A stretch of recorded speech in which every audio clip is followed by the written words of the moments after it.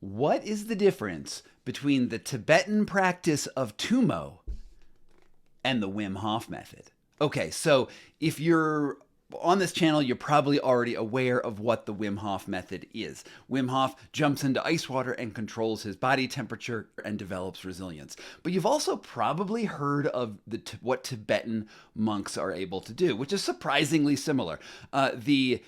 When monks graduate from the Gebchak Gongpa in Tibet, what they do is they will be on a Himalayan mountainside, and the monastery chiefs will dump a bucket of cold water on them, and they will meditate until that is dry in the Himalayas, which is very, very cold. So on the surface, these two things look very similar.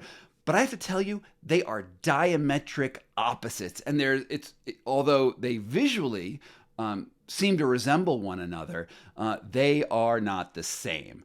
And the difference is, when you think about the Wim Hof method, it is about your interaction with the environment. So the environment offers a stimulus, and then your body has an automatic response to it, and then you control that response in that environment.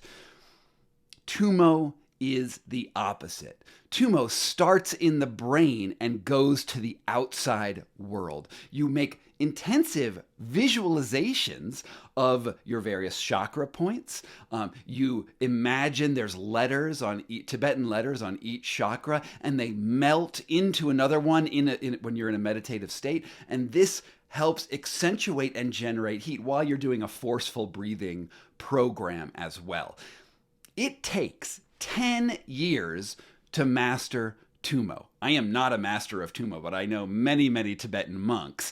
And the purpose of Tummo is not to sit in ice water or the Himalayan peaks. It is there in order to cultivate compassion for all living beings in the world, according to the Tibetan Buddhist tradition. It is a pathway to a Tibetan version of enlightenment, to become a bodhisattva, which is a sort of angel who the angel agrees that even though it can go into nirvana and would essentially wink out of existence because it realizes the ultimate nature of nothingness, that the bodhisattva will sit on earth and allow all beings achieve the same realization so we can all achieve nirvana together. That's sort of the goal of Tibetan Buddhism. The Wim Hof method has none of that, right? The Wim Hof method is maybe there's some health benefits, there's some resilience, some emotional resilience, but the purpose is fundamentally different. So when we're talking about Tummo and we're talking about the Wim Hof method, we need to separate them completely because on a visual level, the results may look the same. A Tibetan monk who has studied this and mastered these techniques over at least a decade of experience can do the same things that Wim Hof does, can do the same things that I can do, but they do it for different reasons and through an entirely different process. Now, in 1982, Benson, I think it was Herbert Benson, studied Tibetan monks, and he found that their forceful breathing techniques were important to this, and found that there were visualizations, blood pressure changes, and things like that that happened to give these monks resilience. And this was one of the first scientific explorations of meditative techniques fundamentally changing physiology. So that is sort of similar to the Wim Hof method. But whenever you talk to a Tibetan monk, someone in the Gelug tradition, they explicitly do not talk about this being a stunt. They do not talk about this like, look at how resilient I am. It is instead to cultivate inner peace, the sensations and the compassion of inner peace. That is not the objective of the Wim Hof method, even though, you want to be a good person no matter what. So in the future, when you're talking about the similarities between these two things, know this. If you're just trying to develop resilience to the cold and maybe some interactions with the immune system, the Wim Hof method is great because it only takes like 10 minutes to learn. You get in the environment, you say, okay, my body wants to like struggle, but I'm instead going to relax.